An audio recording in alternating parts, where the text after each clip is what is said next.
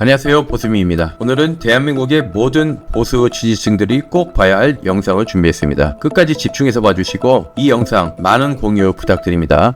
최근 리얼미터에서 두 가지 여론조사가 있었습니다. 쉬운 이해를 위해 소수점 뒷자리는 빼고 군소정당은 없는 걸로 치겠습니다. 첫 번째로는 탄핵 선고 결과에 대한 여론조사인데요. 탄핵 선고 결과를 수용한다가 77%, 수용 못한다가 17%, 모르겠다가 6%가 나왔습니다. 여기서 모르겠다는 일단 중도로 분류하겠습니다. 두 번째로 정당 지지도에 대한 여론조사. 민주당 45%, 국민의힘 35%, 중도 20%. 근데 뭔가 좀 이상하죠? 민주당 지지율이 45%로 생각보다 낮게 나왔고 국민의힘 지지율과 중도의 퍼센티지가 각각 35%, 20%로 높게 나왔습니다. 우리가 이 의문을 풀기 위해서는 탄핵 선고 결과를 수용한다는 77%의 정치적 성향을 추적할 필요가 있습니다.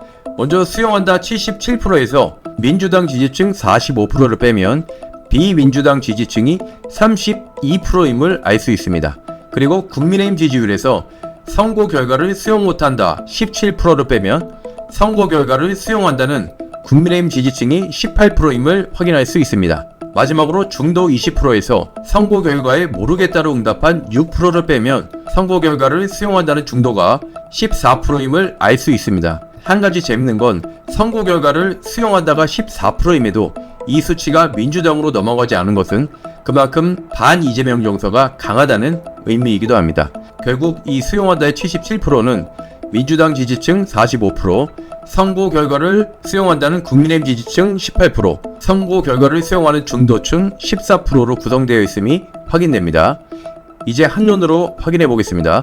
민주당은 지지율 45%, 국민의힘은 선고 결과 수용 18%와 불수용 17%로 구성되어 총 35%, 중도는 선고 결과를 수용하는 16%와 응답하지 않은 4%로 구성, 총 20%. 제가 분석한 이 자료를 보시면 역시나 선거의 캐스팅 보트는 중도 20%가 쥐고 있음을 확인할 수 있고 결국 이들의 선택으로 인해 국민의힘이 압도적으로 패배할 수도 있고 드라마틱한 승리를 거머쥘 수도 있음을 알 수 있습니다. 문제는 중도층의 최소 80% 이상은 탄핵 선고 결과를 수용하며 대통령 윤석열에 대한 파면 선고가 정당했음을 인정.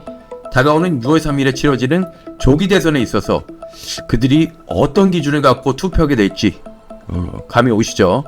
여기서 영상 보겠습니다. 이 정도면 현 정당 아닙니까? 무슨 염치와 자격으로 후보를 낼 생각을 하는지 모르겠습니다. 윤석열 정당 국민의힘은 대통령 후보를 추천할 자격이 없습니다. 내란 수계를 배출한 국민의힘은 헌정 수호 책임을 저버린 채 내란 수계의 친위대를 자임하고 나섰습니다. 지금 국민들께서는 비상계엄 해제 요구 결의안에 출석하지 않는 국회의원들, 탄핵에 불참한 국회의원들을 내란 공동정범 아니냐라고 분노하고 있어요. 자, 앞으로 이재명이 어떤 선거 전략으로 나올지 머릿속에 그려지시나요? 이재명은 바로 이 탄핵 결과에 대해 수용하고 있는 중도층의 심리를 적극 활용, 국민의힘 후보를 정책과 비전이 아닌 내란 세력이라는 프레임으로 올가매고 하이에나처럼 물어뜯을 겁니다.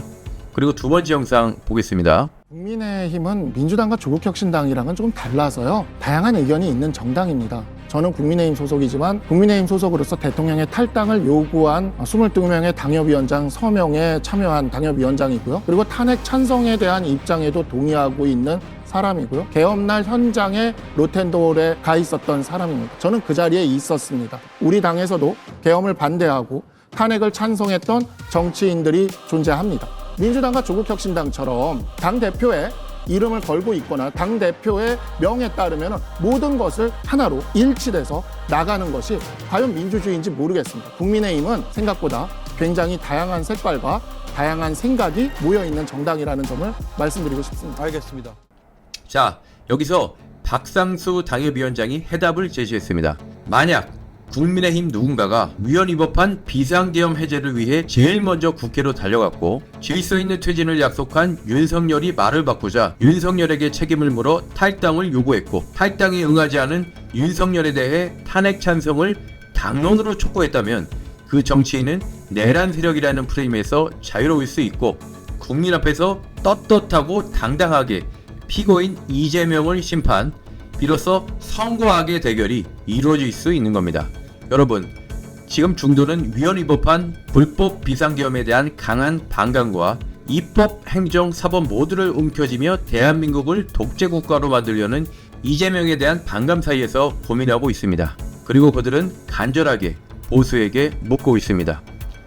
보수는 떳떳했음을 증명하라.